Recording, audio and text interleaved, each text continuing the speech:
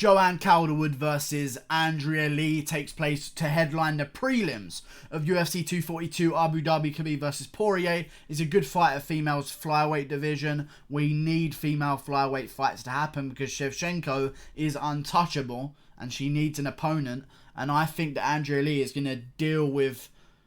I think she's going to deal with Joanne Calderwood. I think she is. I think she's going to deal with her in elite fashion.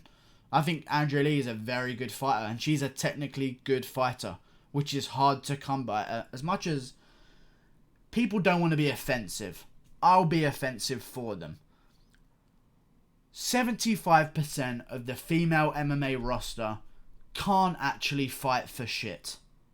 25% of them are okay at fighting, and about 1% of them, the champion and the top contender of each division, are very good, okay? And that's really how it is in a lot of these divisions. Strawweight's a little bit better than other divisions, but as for flyweight and bantamweight, I mean, especially flyweight and featherweight when they were both around, that's just slim pickings for talent, you know what I'm saying? Especially flyweight, I feel like we got some talent coming through. Caitlin Chukagian, a strawweight reject, lost to Jessica Andrade, lost to Cynthia Calvillo, lost to Caitlin Chukagian in her last fight, coming off a loss. Andrea Lee on a streak in the UFC, 3 fights in a row, coming from Invicta. I think Andrea Lee gets this one done, and I think she gets it done by decision, dominantly. Andrea Lee can actually fight, and I like Joanne Calderwood, and she's from Scotland. I'm from England, London. It's in the UK. We're technically part of the same country, even though we're not. Okay, because we're in the UK. And I should be rooting for her, and I could be biased. I could easily be biased here and just say, yeah, Joanne Calderwood wins. She doesn't.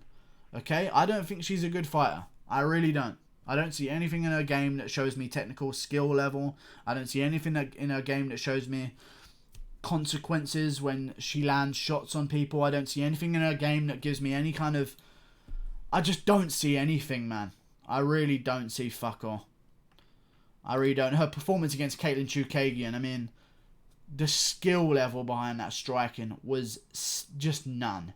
Like, let's be real. I'd love to be polite here, but there's a lot of female MMA fighters that are just there because they can go 3 rounds hard. They don't have to have good skill. If they have good volume, they can't be knocked out because only about 2% of female MMA fighters below bantamweight have knockout power. Okay? So all you have to do is grow hard and go harder than your opponent for 3 rounds, and you'll win a lot of your fights if you do that well. Andrea Lee, in my opinion, is very technically sound. It's the same way I picked Weili Zhang to beat Andrade. Andrade is just built like a brick and an athlete and throws hard. No technical skill behind that whatsoever. Weili Zhang, technical beast, actually a good female fighter for once, goes in there and destroys her as I predicted. Okay? I feel like Andrea Lee's going to get the job done. I think she's going to dust up Joanne Calderwood with relative ease in a decision. And then who knows? Maybe she'll get fed to Shevchenko and lose by the end of the year. Could happen. Could happen. That UFC flyweight division, I swear to God.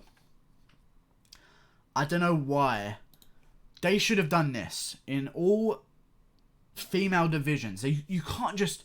Oh, flyweight division. Alright, we need 15 females. And just start picking. It doesn't work like that, okay? It doesn't work like that at all.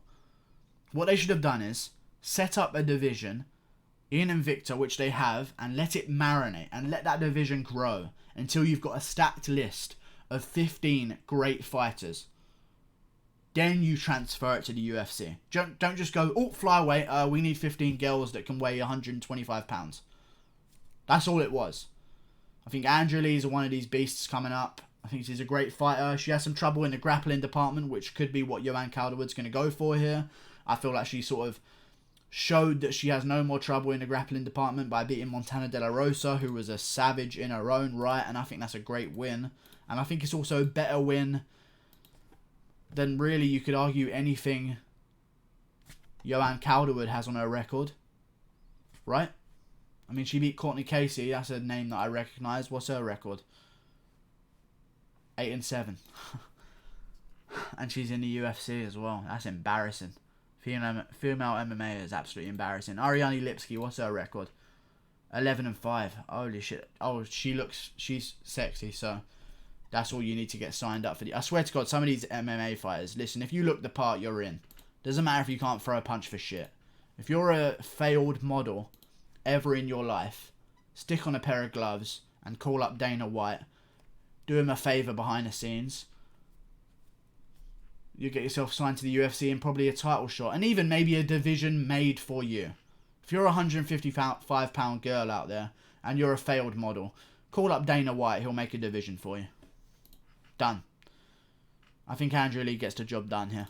Pretty easily. Decision. 3 rounds. And then maybe we see her fight for the title. And lose. Definitely lose. But, you know. Someone's got to fight for it. And we'll see if Caitlin Chukagian wins. The female flyweight division, I can't get excited about it. I can't. It lacks talent. We've got a little bit of talent coming through now, but right now it's Shevchenko and everyone else. And that's it. See you later. Goodbye. Click that there.